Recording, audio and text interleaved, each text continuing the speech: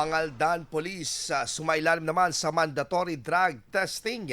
Para sa detalye kasama natin Idol Denise Brillante. 104.7 IFM. Report!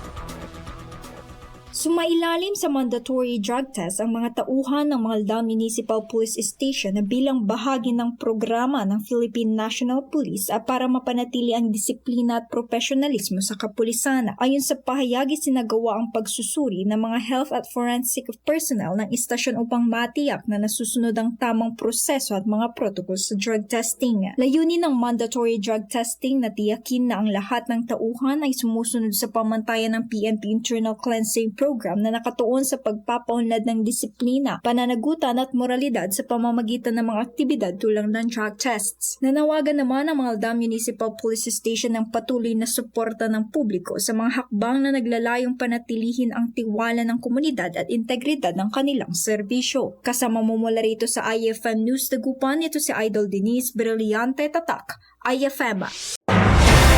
IFM News. IFM News. IFM News.